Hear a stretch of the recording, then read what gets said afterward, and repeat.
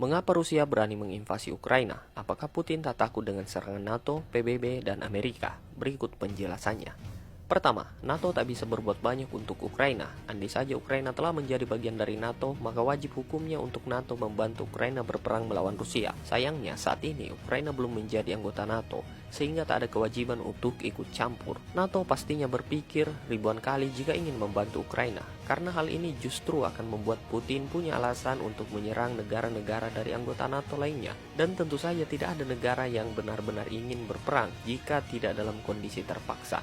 Dan saat ini tak ada negara yang benar-benar siap menghadapi Rusia, karena perang menghabiskan sumber daya yang besar, dan saat ini sebagian besar negara sedang kesulitan secara ekonomi akibat terdampak COVID. Sejauh ini memang sudah banyak negara yang memberikan bantuan dan dukungan terhadap Ukraina berupa senjata dan alat tempur, tapi belum ada negara yang benar-benar berani melibatkan tentara mereka untuk berkonfrontasi dengan pasukan Rusia. Kedua, PBB pun tak bisa berbuat banyak untuk menghentikan serangan Rusia ke Ukraina, karena Rusia adalah satu dari 5 negara yang memiliki hak veto di PBB.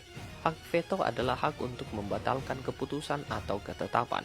Artinya Rusia punya hak untuk membatalkan atau menolak segala rancangan resolusi Dewan Keamanan PBB yang merujuk pada konflik Ukraina dan Rusia. Yang ketiga, lalu apakah Amerika akan ikut campur? Ya, seperti yang kita ketahui bahwa Amerika Serikat adalah salah satu negara yang doyan ikut campur urusan negara lain, termasuk dalam hal intervensi militer.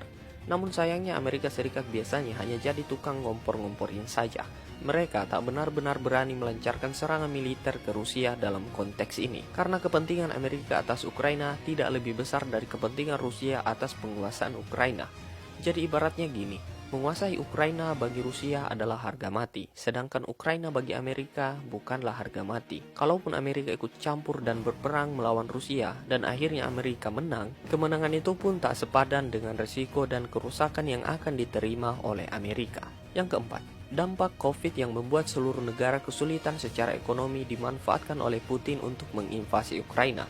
Negara-negara adidaya seperti Amerika Serikat berpikir ribuan kali untuk terlibat konflik militer saat ini, karena sebagian besar negara saat ini sedang berusaha untuk membenahi perekonomian mereka akibat gempuran COVID. Belum lagi perang dagang Tiongkok dengan Amerika Serikat yang belumlah usai.